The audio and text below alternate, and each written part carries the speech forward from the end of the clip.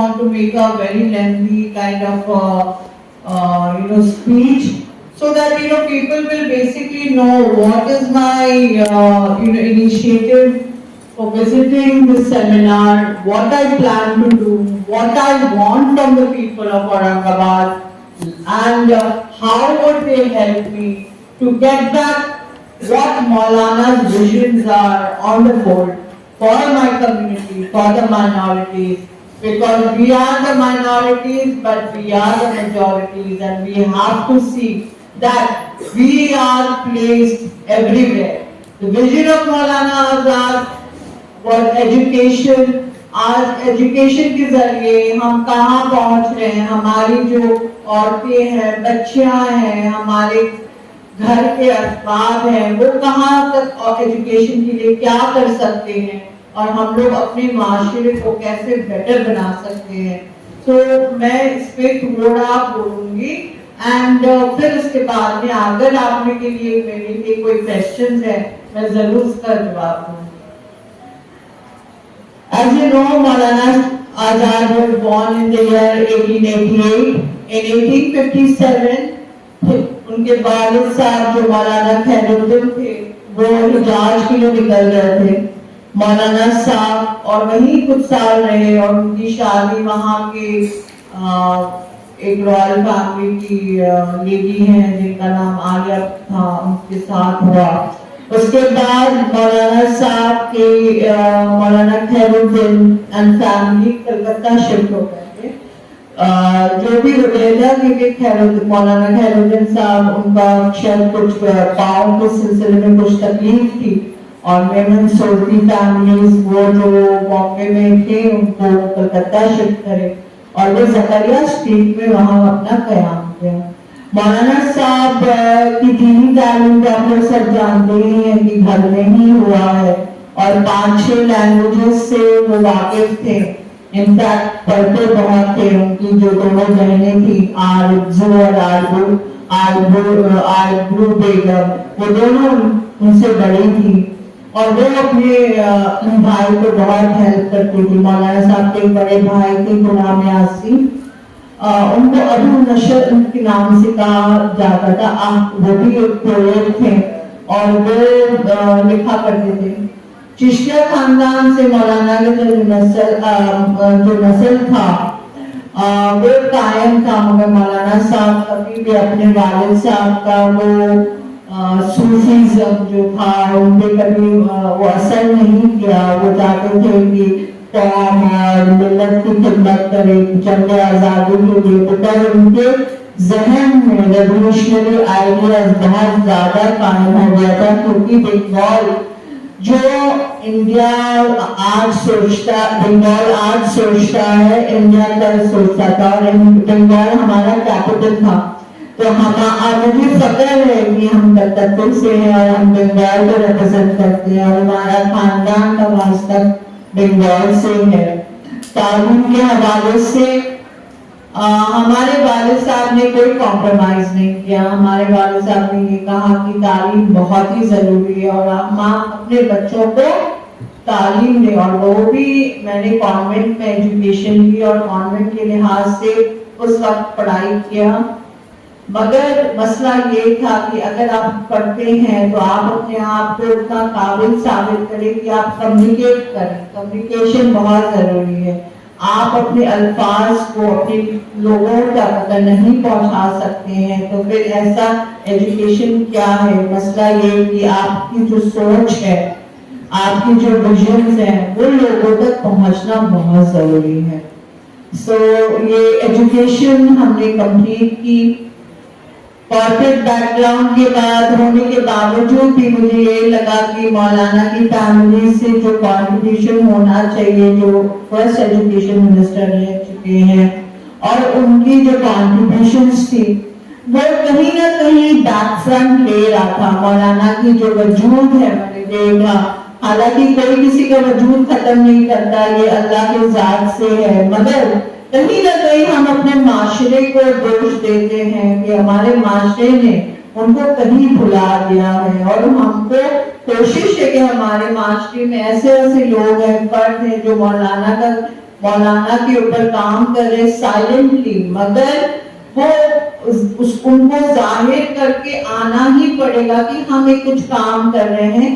اور مولانا کوئی مولانا نہیں تھے، وہ کوئی عالم تھے ضرور، ان کو ہر 6-7 لینگویجز پہ ان کا کمانڈ تھا، مگر وہ ہمیشہ یہی ان کا یہ شرط تھا کہ وہ اپنے مادری زبان سے ہی بات کریں گے، چاہے وہ انگریز پر ہو، انگریز کے ساتھ جنگ آزادی لڑے، مگر سمجھتے سب تھے مگر انگریزی کبھی نہیں بولتے تھے، وہ ہمیشہ ہی اردو میں بات کرتے تھے. سو ان کا یہ تھا کہ لینگویج اور ایک زبان، لینگویج انسان کو جوڑتا ہے، توڑتا نہیں ہے. ہمیشہ یہ ریئلائز کریے، چاہے آپ کوئی بھی اسٹیٹ میں چلے جائیں، آپ اس لینگویج کا نہیں سکتے ہیں بات کرنا، مگر آپ اشارے سے تو بول سکتے ہیں نا کہ آپ کو کیا چاہیے، کیا کرنا ہے.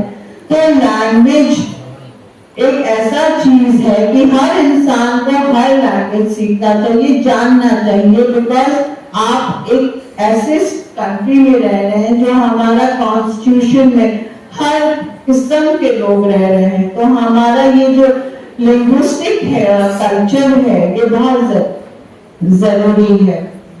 دس از ویری امپورٹنٹ. دوسری بات یہ ہے کہ ایجوکیشن فار آل، جو مولانا صاحب نے ایمفسائز کیا تھا، پرائمری ایجوکیشن فار چلڈرن، عورتوں کے حقوق سے جو ایجوکیشن ہونا چاہیے، ان کو بہت فکر تھا کہ عورتوں کو ایجوکیشن ہونا ضروری ہے. مائنورٹی انسٹیٹیوشنز تھا، مولانا پروموٹ کرتے تھے. ICCR جو ہے international centre for cultural relations, اس میں کیا تھا کہ مولانا چاہتے تھے آس پڑوس کی جو کنٹریز ہیں ان کے ساتھ رابطہ رہے، ہمارا جو کلچر ہے ان کا جو کلچر ہے پروگرامز کے ذریعے ایکسچینج ہو، اور اس کے بعد اسکالرشپس دیا جائے اور بچے پڑھیں. اور یہ انہوں نے قائم بھی کیا اور شروع بھی کیا، اور اس میں کافی لوگ اس سے بینیفٹ بھی کر رہے تھے. اپنے ساہت اکیڈمی، کلا نکیتن جو اکیڈمی ہے، اور بہت سارے جیسے اب آپ جانتے ہیں IIT ہے، UGC ہے، یہ سارے پروگرامز کس نے انیشیٹ کیا؟ مولانا صاحب نے انیشیٹ کیا، بیکاز مولانا ایک مشنری تھے. ان کو یہی معلوم تھا کہ اگر تعلیم ہو تو تعلیم کے ذریعے ہم کچھ بھی کر سکتے ہیں. یہ ہمیشہ یاد رکھیے کہ انسان کہیں بھی جائے، آپ کے پیٹ میں علم ہو تو لوگ آپ کو ایک دوسری نگاہ سے دیکھتے ہیں. اور پیسے تو ہر کوئی کماتے ہیں، پیسہ کماتے ہیں، پیسہ آپ کے ساتھ آج ہے کل نہیں ہے، مگر تعلیم آپ کے ساتھ ہمیشہ زندگی بھر رہے گا. دینی اور دنیاوی تعلیم بہت امپورٹنٹ ہے. ہم لوگ جو مدرسہ میں بات کرتے ہیں، مدرسہ مولانا صاحب، ہم لوگ آگے میں جو دینی تعلیم ہے کرتے ہیں، مسجد جو ہے، میرا ہمیشہ یہ رہا کہ مسجد ایک اللہ کا گھر ہے، جہاں وہ نماز قرآن ہوتا ہے، وہاں تعلیم کا بھی ایک ایسا سسٹم کیا جائے. اگر غریب طبقے کے بچے ہیں، کچھ بھی ہیں، وہاں کچھ جگہ کو یوٹیلائز کر کے تعلیم کے حوالے سے آپ بچوں کو کچھ تعلیم دیجیے. ایک کمیونٹی سینٹر بنے، بس ہم لوگ ایک مسجد بنا کے اللہ سے نماز پاچوڑ کرتے تو ہم ایک تھوڑا جگہ نکال کے ہم کچھ تعلیم کے لیے نہیں کر سکتے ہیں. یہ ضروری ہے کہ ہم یہ فیل کرتے ہیں، یہ میرا پرسنل فیلنگ ہے، اور میں کسی اور ایسے کوئی کانٹروورسیز نہیں کرنا چاہ رہی، بٹ یہ ایسے مجھے لگا تو میں نے ظاہر کی. دوسرا یہ کہ میں national commission of minorities, central level کی نیشنل ایڈوائزر فار مائنورٹیز ہے. مائنورٹیز کا مسئلہ یہ ہے کہ ہم صرف مسلمان مائنورٹیز نہیں ہیں، جین، سکھ، پارسی، کرسچنز اور بھی نیچے طبقے کے جو مائنورٹیز ہیں، ان کو کیا کیا فیسلٹیز ملتا ہے. اب جب سینٹر کوئی فیسلٹیز دیتا ہے تو اسٹیٹ بہت سارے فیسلٹیز کو اویل نہیں کرتی ہے، وہ بنا اویل کیے وہ واپس چلا جاتا ہے. وہ آپ کا حق ہے، وہ آپ نے ٹیکسز دیے ہیں، تو باقاعدہ آپ کو پتہ کرنا پڑے گا، لاگ ان کریے کمپیوٹر میں کہ آپ کو مائنورٹی فنڈنگز میں سے کیا کیا مل سکتا ہے, کیا کیا پروگرامز انیشیٹ ہم کوشش کریں گے, جو میرا مفرسہ ہے, جو میرا NGO کے ذریعے ہم یہاں قائم کریں گے کہ پین انڈیا میرا کوشش ہے کہ یہ آرگنائزیشن ہے. سینٹر میں جو فنڈز ہیں آپ لوگ پلیز اویل کریں, کیونکہ یہ فنڈز واپس چلا جاتا ہے جو ہمارا حق ہے, ہم کو اپنا حق لینا پڑے گا, چاہے وہ تعلیم میں ہو, چاہے وہ ہیلتھ اینڈ ہائیجین میں ہو. بہت ضروری ہے, بہت ضروری. عورتوں کے حقوق سے, جو عورتیں فائنینشلی ویک ہے, بہت سارا کلاسز ہو رہا ہے اور ان کو سینٹر کچھ فنڈز دے رہے ہیں اور اس کو تاکہ وہ سیلف انڈیپینڈنٹ بنے اور اپنے گھر اور ماحول کا جو سچویشن ہے بیٹر کریں. اس سے کیا ہے کہ آپ کو سیلف انڈیپینڈنٹ, سیلف اکنامکلی آپ اسٹرانگ ہوگی. بھلے آپ کو کچھ پیسے ملے, but that is your own money. Nobody has a right to question your money. A woman has to be economically independent. I feel اس کے لیے بھلے ایک کمرے کا چھت ہو, آپ کا اپنا شیلٹر ہونا ضروری ہے. Your identification is a must. It is very nice, alhamdulillah, if you have very good father, brother, husband, children. But آپ اپنا آئیڈینٹیفیکیشن لوز مت کریے, آپ کسی کے اوپر ڈیپینڈنٹ مت ہوئیے. ہر ہمارے ذات سے ہر عورت کا قسمت اللہ تعالیٰ اچھا رکھے, مگر کبھی کبھی بھی do come across that situation. ان حالات میں عورتیں کہاں جا رہی ہیں, تو یہ چیز بہت امپورٹنٹ ہے. گھر کا ماحول صحیح رہے گا, سوسائٹی کا ماحول صحیح رہے گا.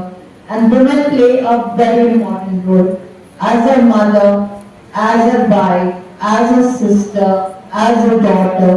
So we have so many roles to play.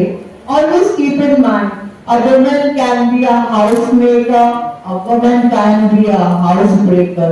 Now which one do you want to be? So لڑکیاں جن کی شادی ہوتی ہیں, آپ ہمیشہ جائیں with a positive mind. I feel کہ آپ ایک دوسری فیملی میں جا رہے ہیں, جب آپ اپنے فیملی دوسری فیملی میں جا رہے ہیں, آپ اپنے خاندان کو ریپرزینٹ کر رہے ہیں. ہمیشہ یاد رکھیے کہ آپ کسی فیملی جب جا رہے ہیں تو وہاں اپنا فیملی اور اپنا عزت ہر چیز بنا کے رکھے. ہر چیز ہر وقت اپنے حساب سے نہیں چلتا ہے, کبھی کبھی ہاں تکلیفیں آتی ہیں, مگر اس کو اگر پیشنٹلی اور سائلنٹلی بنا کسی تماشا کیے اگر سالو کیا جا سکتا ہے. بہت سارے لیگل ایشوز آتے ہیں ہمارے پاس, تو ہم نے دیکھا کہ صرف عورتوں کو سائڈ کرنا خالی جائز نہیں ہے. بہت سارے انسیڈنٹس ہیں جہاں مرد لوگ کو بھی وکٹمائز کیا جاتا ہے, ان کو بھی فالس ایلیگیشن دیے جاتے ہیں, ان کی بھی تکلیف ہے. تو اس حالات میں ان مرد کہاں جائیں, ان کو بھی دیکھنا پڑے گا. تو we have to balance both.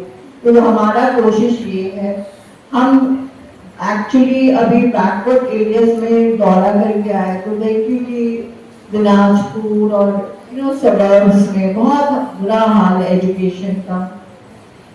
وہاں پہ جو ایجوکیشن سسٹم ہے, پڑھنا چاہتے ہیں لوگ مگر حالات اور انوائرمنٹ نہیں ہے, پیسے نہیں ہے, تو ان کو ہم لوگ کیسے اپلفٹ کر کے پڑھائی کروا سکتے ہیں. یہ ساری چیزیں بہت امپورٹنٹ ہیں. دوسرا یہ کہ مولانا آزاد کا ایک میوزیم ہے کلکتہ میں, اور وہ مولانا کی جو پہلی بیسک زندگی ہے, مولانا نے کہاں کاٹی اور کیسے ہوا ان کا شادی, زلیخا بیگم جو ان کی وائف ہے, ان کی جو سسرالی فیملی ہے بنگالی مسلم زمیندار فیملی میں شادی ہوئی تھی. تو وہ جو زون ہے ان کا, جو اپنی وائف کے ساتھ پرسنل لیول میں, اور وہ زیادہ فیملی ٹائم تو دے نہیں پاتے جنگ آزادی کے لیے. تو میوزیم میں ہم نے کافی چیزیں ڈونیٹ کی جو بھارت رتنا میں. کبھی آپ لوگ کلکتہ آئے تو ضرور میوزیم کا دورہ کریں, آپ کو بہت اچھا لگے گا. بیکاز ہمارے وہ فرسٹ ایجوکیشن منسٹر رہ چکے ہیں, تو اتنا تو عزت دے سکتے ہیں نا کہ ہم ان کا چیزوں کو دیکھیں اور ان کو سمجھیں, ان کو پڑھیں. اور وہاں کچھ کتاب ہے, مولانا کے کچھ فرنیچرز ہیں جو ہم نے لیے, بیکاز گھر پہ پڑا ہوا چیز ہم رکھ کے کیا کریں گے, اگر فارم دیکھتا ہے بہت معنی رکھتا ہے. اس کے بعد میں نے علی گڑھ مسلم یونیورسٹی میں قائم کیا کارنر، وہاں چیزیں تھیں، جامعہ ہمدرد وہاں بھی چیزیں تھیں، احمد نگر چین میں تھے، انہوں نے جو لیٹر لکھا اور جب وہ اپنی وائف کا جب انتقال ہوا وہاں وہ جنازہ میں نہیں جاتا، وہ ساری چیزیں ہیں وہاں پہ. تو ہر جگہ جہاں ایجوکیشن ہے مولانا کی لحاظ سے میں کوشش کرتی ہوں کہ ہر جگہ ایک تھوڑا تھوڑا ان کا ایک نشانی ہو. انشاءاللہ اورنگ آباد میں یہ میرا پہلا ٹرپ ہے. آنے والے دن میں پتہ نہیں کہاں میں دوں، میں ضرور اورنگ آباد میں ایک چیز ضرور دوں گی اور وہ رہے گا. نسل بس نسل انسان رہتا ہے نہیں رہتا ہے مگر ان کی نشانیاں رہتی ہیں. سو یہاں ہی کہ میں ختم کرتی ہوں. آپ سب لوگ نے مجھے استقبال کیا، بہت بہت شکریہ. اپنے ٹائم آپ لوگ نے دیے، ٹائم ہمیں سنا، شکریہ. ڈائس کے سارے لوگ جو یہاں موجود ہیں بہت بہت شکریہ آپ سب. I request former director DCUD, Dr. Baba Saheb Ambedkar Marathwada University, to address regarding Dr. A.G. Khan sir.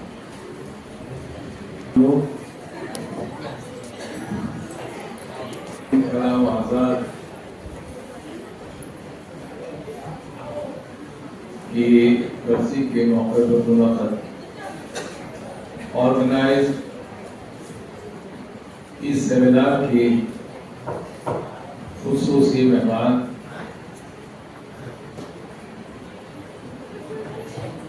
मोहतरमा हुस्ना सलीम साहिबा,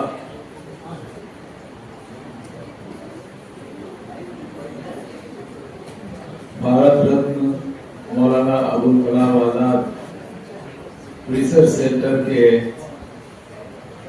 तमाम जिम्मेदारान, इस सेमिनार के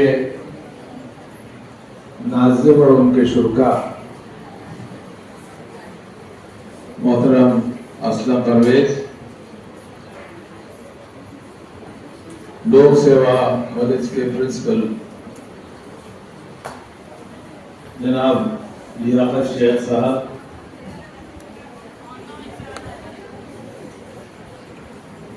आज के इस मल्टी डिसिप्लिनरी सेमिनार की कीनोट स्पीकर मोहतरमा doctor महरूनिसा Pathan,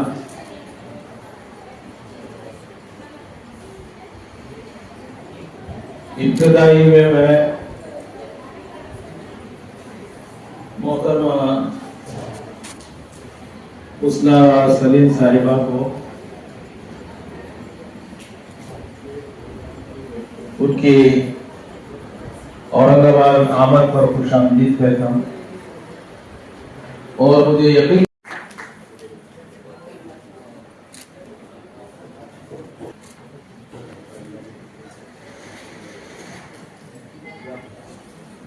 So till that time, I have been Sabatan, Professor at the Department of English, Dr. Baba Saheb Ambedkar Marathwada University, to deliver the keynote address on the topic emerging trends in higher education and interdisciplinary and multilingual approaches.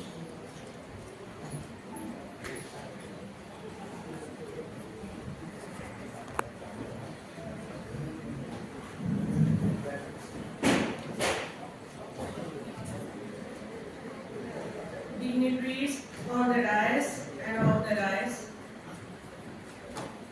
a very good afternoon to one and all. I am singularly honored and privileged to be ये लगता है कि इसमें आज की education की तरफ बात करें, आज की तालीम की बात करें, तो उसमें टेक्नोलॉजी के बगैर आज की तालीम का तसव्वुर नहीं किया जा सकता.